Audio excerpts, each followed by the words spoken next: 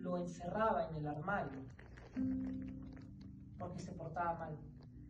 Lo encerraba en ese armario. Y él ese día que oró y le dijo, Señor, ayúdame a entender qué me pasa. Es como que Dios le puso en su mente y le dijo, regresa un momento a tu niñez. Tu madre te encerraba en un armario. ¿Cómo te sentías cuando te encerraba? Me sentía con miedo, le dice, porque me encerraba. Y después me sentía con ansiedad porque no sabía cuánto tiempo me iba a dejar en ese armario.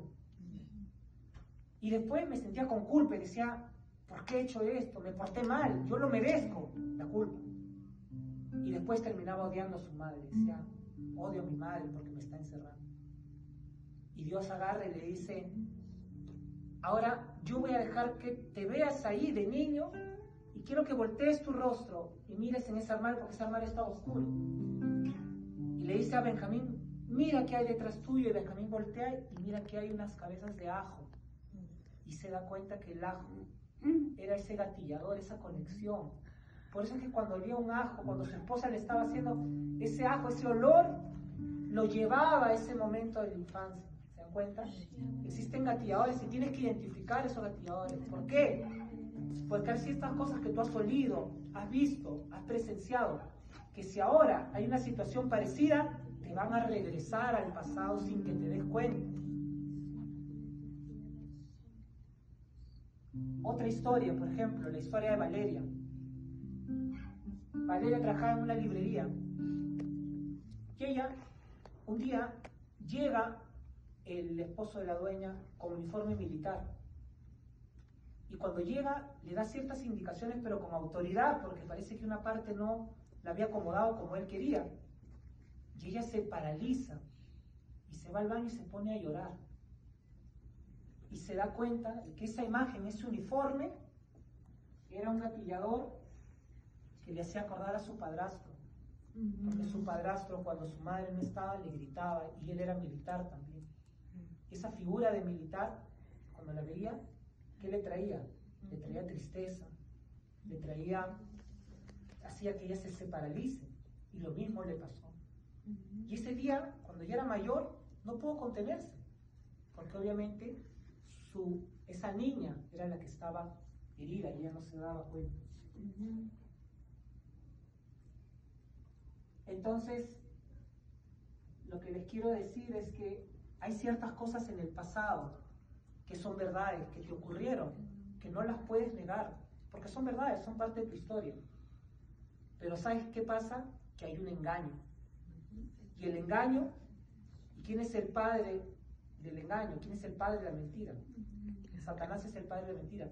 Y una de las maneras en las que tiene cautivas a las personas es cuando les dice mentiras, pero que están disfrazadas de verdad. Y de una verdad de tu pasado. Y eso justamente es lo que pasó en Mateo 4:6. En Mateo 4:6, cuando Jesús había caminado 40 días en el Espíritu, el día 40, esperó 40 días, impaciente. En el momento en que tuvo hambre, comenzó a tentar. Y la segunda tentación que le hizo fue la clave que te di ahorita para entender cuáles son las herramientas y las armas que tú tienes que tener frente a este tipo de mentira del enemigo. Hay un tipo de mentira del enemigo que es muy difícil de detectar. ¿Y cuál es? Cuando usa una verdad de tu pasado para convertirla en un engaño ahora en el presente. Una mentira de tu pasado. ¿Cómo lo hizo acá? Le dijo, si eres hijo de Dios, échate abajo. Porque escrito está, a sus ángeles mandará cerca de ti y en sus manos te sostendrán para que no tropieces con tu pie en piedra. Le dijo un pasaje verdadero. Está eso en los Salmos, ¿no? Entonces usó algo verdadero del pasado y lo trajo para engañar, para querer manipular. ¿Te parece conocido? Usa una verdad de tu pasado. Tú fuiste abusado. Esa es una verdad, no puedes negarlo. Pero la mentira es tu identidad hoy día, la define a ese abuso. Tu identidad hoy día es de una persona abusada. Tú eres débil porque no pudiste hacer nada. Tú eres culpable porque ahí no pudiste hacer nada. A ti te abandonaron. Eres una persona que no vales. Esa es una mentira del enemigo, que toma una verdad de tu pasado, pero la pervierte en una mentira. Y eso justamente es lo que a mí me comenzó a pasar. Porque yo comencé a sentirme débil, con una autoestima baja. Comencé a sentirme culpable. Comencé a sentir que no valía nada. ¿Y por qué? Por algo que a mí me pasó en el pasado. Y el enemigo tomó eso y comenzó a formar fortalezas en mi mente por muchos años. Esas fortalezas se fueron formando por muchos años. Y me era muy difícil salir de eso. Y nos es muy difícil salir de eso. Pero acá Jesús te da justamente la respuesta y la clave de lo que tenemos que hacer. Él no se puso a argumentar. Dijo, no, eso no es verdad. Porque también eso no es correcto. Porque sí era verdad. Ese pasaje que mencionó, sí era verdad. Tú no puedes decirle, no, eso no pasó. Eso sí pasó, por supuesto. Pero él le dijo, pero escrito está también que nadie debe tentar a Dios. Entonces, si el enemigo, si Satanás usa tu pasado para condenarte ahora, Jesús usa tu pasado para liberarte hoy día, para hacerte una nueva persona, para darte una nueva identidad. Y las 3 tentaciones que tuvo Jesús, las mismas 3 tentaciones las enfrentó con la misma arma, con la palabra. Y entonces yo comencé a cambiar las cosas que yo tenía en mi mente.